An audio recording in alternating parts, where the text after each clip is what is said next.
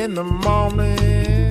Jack Abbott had always believed that danger could be measured if a man understood the people around him well enough.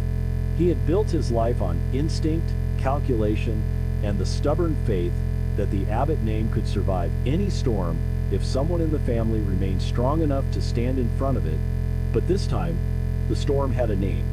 Patty Williams was not a business rival, not a temporary enemy, not someone who could be negotiated with through reason or outmaneuvered with a clever sentence. She was grief, obsession, fury, and madness wrapped in a familiar face, and Jack had underestimated just how far she would go once she realized she had been used. Everything had begun with Jack's desperate gamble. He knew Diane was running out of time, and he knew Kyle would not forgive him if he failed to act. The plan had never been clean, never safe, never guaranteed to work. Jack had tried to keep Patty distracted long enough for Kyle and Diane to escape the nightmare closing around them. He had forced himself to remain calm, while every instinct in him screamed that Patty was a lit fuse. He had watched her closely, choosing every word with care, trying to guide her attention away from the truth. For a brief moment, it seemed as if the trap had worked. Patty was focused on him. Kyle had his chance. Diane had a path out. But Jack failed to see the most dangerous part of Patty's mind. The moment she understood betrayal, she did not collapse. She sharpened. By the time Patty realized what Jack had done, the air inside the Abbott mansion seemed to change.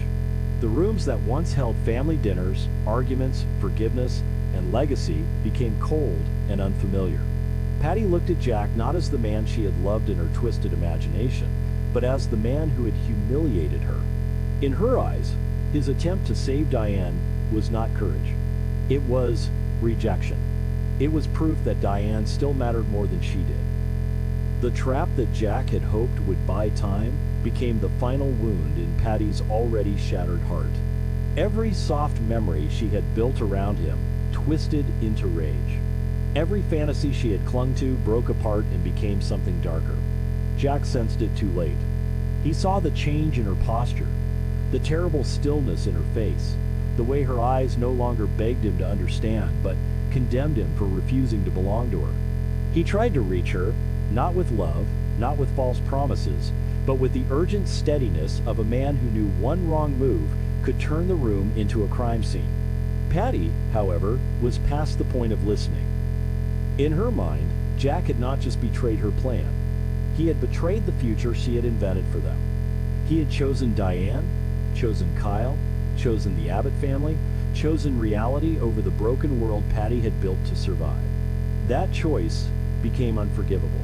She returned to the Abbott house ahead of the others, carrying the one thing that turned her rage into an irreversible threat. The knife in her hand was not just a weapon. It was a symbol of every boundary she had crossed, and every delusion she had allowed to harden into purpose. She moved through the mansion like someone who believed she had already stepped beyond consequence. The place that should have protected Jack became the stage for Patty's revenge. She knew Diane and Kyle were coming home. She knew Jack had counted on timing, on loyalty, on love. So Patty decided to make sure that when Diane finally returned, the cost of Jack's trap would be waiting in blood. Jack faced her with the full weight of his mistake pressing down on him. He had played with fire, and now that fire stood in front of him with a blade. He understood that Patty's anger was no longer about escape or control. It was about possession. If she could not have the life she imagined with him, then she would drag him into a death she could romanticize. The horror of that realization settled over him in a single breath. He was not dealing with someone who wanted money, silence, or leverage. Patty wanted a final bond, something no one could take from her. In her damaged mind, death had become the only place where Jack could no longer leave her. When she moved toward him, the moment seemed to stretch unnaturally. Jack's body reacted before his thoughts could fully form. He tried to stop her, tried to shift away, tried to turn Patty's rage back into words, but there was no time left. The knife struck him with brutal finality. Pain ripped through him, sharp and stunning, stealing the strength from his legs and the air from his lungs. For one impossible second, Jack seemed unable to accept that Patty had truly done it. Then the warmth spread beneath his hands, and the polished floor of the Abbott home rose up to meet him. Patty stood over him, not horrified by what she had done, but transformed by it. Her expression carried a terrible calm, as if the stabbing had resolved something inside her instead of breaking it open. Jack lay bleeding on the floor, his body struggling against shock, while Patty spoke of forever as if she were making a vow instead of witnessing the destruction of a man's life. In her mind, the blood did not represent violence. It represented union. She imagined a world beyond this one where no Diane, no Kyle, no Tracy, no Abbott legacy could separate them. The more Jack suffered, the more Patty seemed to retreat into that fantasy, convincing herself that the wound she had made was not an ending but a doorway. Jack tried to hold on. He thought of Kyle first, because a father's fear does not begin with himself. He thought of the son who had already risked everything to save his mother and would now return to find his father broken on the floor. He thought of Diane, of all the complicated years between them, of all the damage they had survived and all the chances they had nearly lost. He thought of the Abbott family, of the name he had spent his life defending, of the house that had always stood as proof that they could endure. Now he was bleeding inside that house, and the silence around him felt like a betrayal. Patty did not run at first. She lingered in the aftermath, trapped in the emotional wreckage of her own act. The knife had made her powerful for a moment, but it could not give her peace. Jack's pain did not make him hers. His blood did not erase Diane. His collapse did not create the forever Patty had promised herself. Instead, it left her staring at the reality she had tried so hard to escape. Jack was dying because of her. Yet even that truth could not fully reach her. Her mind bent away from guilt and turned it into menace. If she had lost everything, then everyone else would lose something too. When Kyle and Diane finally returned to the Abbott mansion, hope was still clinging to them in broken pieces. They had survived the escape, but survival had not yet become relief. Diane was shaken, exhausted, and haunted by the knowledge that danger had followed every step she took. Kyle was tense with adrenaline, still moving like a man prepared to fight the next threat before it could touch his family. For a few precious seconds, they believed they had made it home. The mansion should have meant safety. It should have been the place where Diane could breathe, where Kyle could bring her back to Jack, where the family could gather itself after terror. Then they sensed something wrong. The Abbott house was too quiet. Not peaceful, not calm, but hollow. Diane felt it before she understood it.